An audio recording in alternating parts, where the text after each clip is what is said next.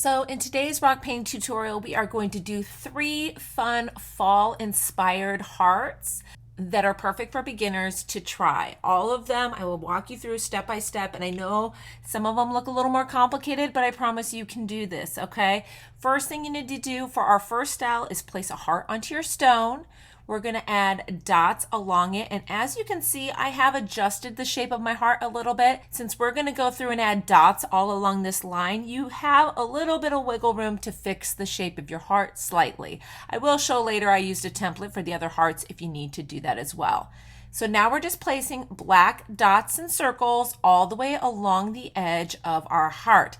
I am varying the size of each one of the dots a little bit, some big, some small, and I kind of bounce around as well so that I can kind of break up the sizes. Sometimes when I start doing my dots, I'll do too many in a row the same size. So I just kind of bounce around until you fill in the entire line with dots. Now obviously set this aside and give it a little bit of time to dry, but it doesn't take that long. I even accidentally flipped it before it was dry, and you can see even within this amount of time it smudged a little bit in a couple spots, but we were good. We set it aside, let it dry, and it looked fine when we were done. Then come in with an extra fine tip paint pen, or you can use acrylic paint and like a toothpick or dotting tools and start filling in your dots. Now I'm doing this one randomly between yellow, orange, and red, but I did do a second series of these in candy corn color, which was yellow, orange, and white. So you can spread them out randomly, or you can decide to have them flow in a color combination like from the inside to the outside, like I did on this little mini rock. Either way,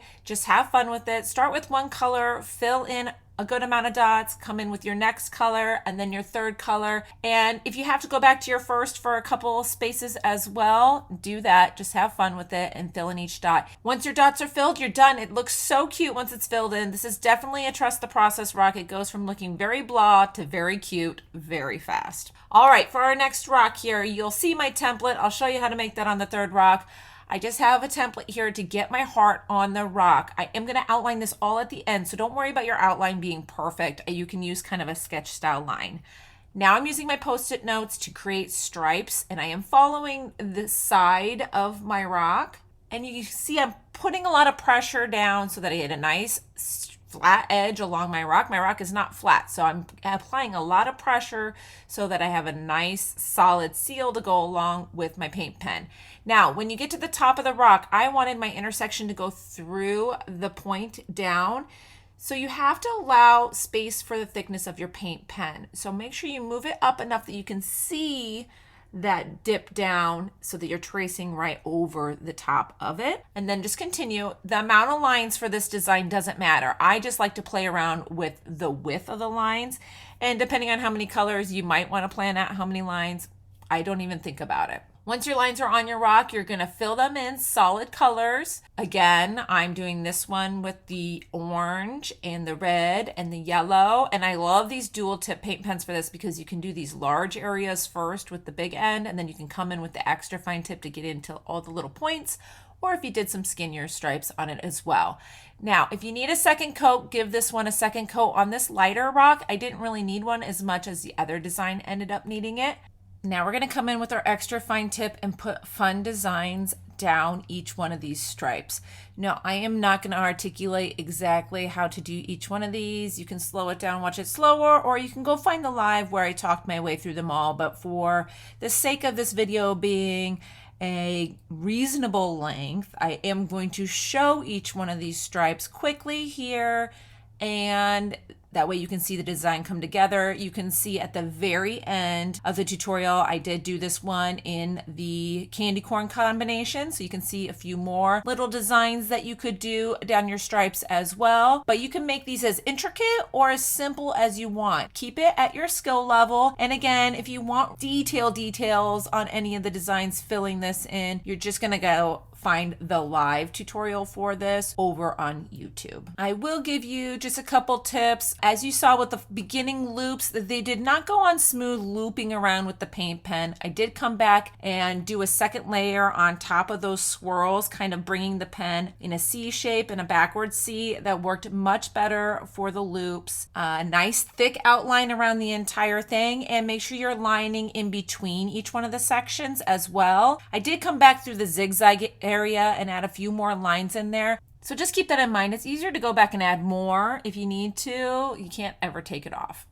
All right, on to our next rock here. So as you can see, I folded a Post-it note in half, sticky side down. That way I could gauge how big of a heart I could make on my rock. So it's just as simple as that. I like to use the Post-it note for the templates because then you can kind of stick it onto your rock while you're tracing the outline. Once your outline is on the rock, same thing as the last one. The outline doesn't matter that much. We're going to do a thick one at the end. We are going to fill in our sections with our paint pen.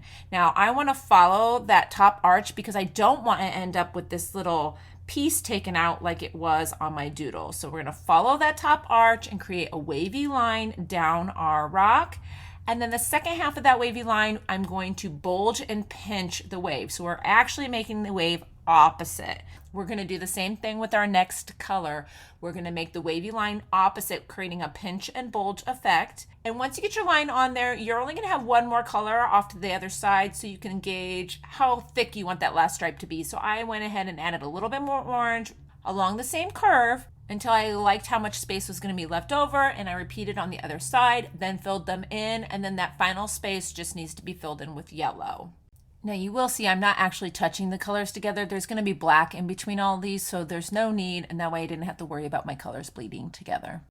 Now next up, I am doing a second coat on this one. This rock was a little bit darker, so I did need a second coat of all three colors. You'll see that I'm kind of laying the paint down on top, small sections at a time. I did not let this sit very long to dry, so I'm being very careful to only hit each area one time with the second coat of paint, and I'm using very little pressure. Make sure your paint pen is flowing really well, so you're just laying it right on top of the layer below. Now again, allow some dry time on this before we come back and start doing our lining work.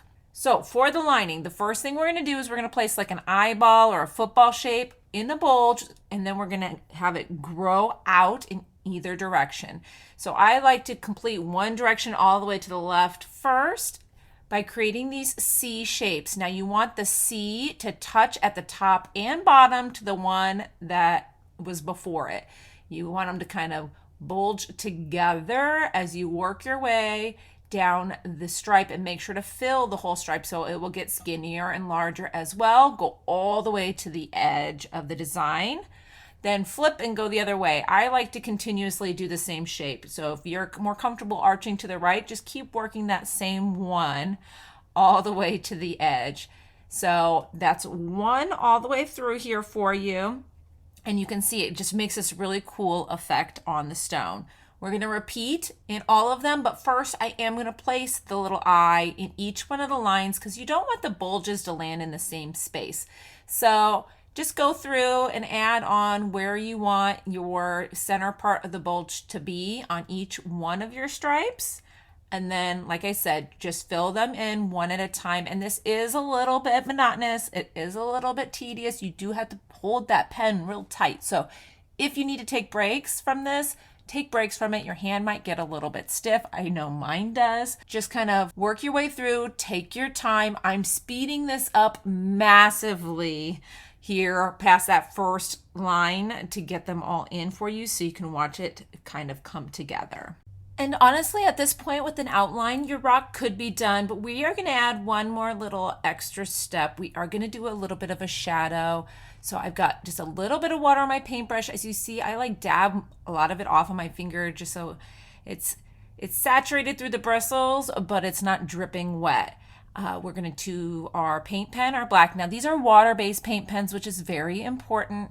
You're going to dab on a little bit of your black paint, and then you're going to come in right away with your damp paintbrush and wiggle along that paint. And as you'll see, you'll get this washed out black paint which will create a shadow.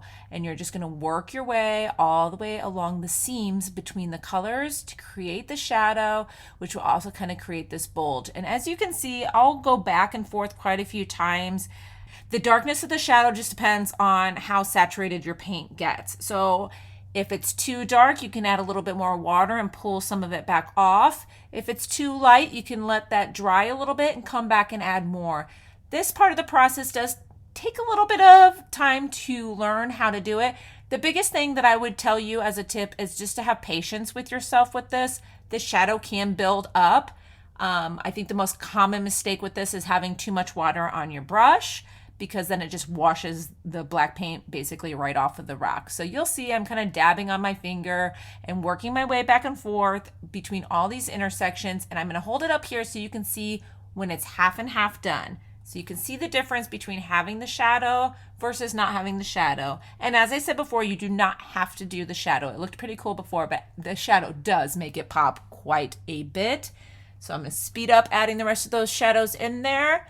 You could obviously refer back to the live for this portion as well if you want some more details. We will come back and add a nice solid black outline to this one as well. And as I promised, here are the candy corn color combinations with these finished rocks for you to check out too. If you enjoyed these designs, make sure to give the video a thumbs up and subscribe so you don't miss our next fun rock paint tutorial. Bye-bye.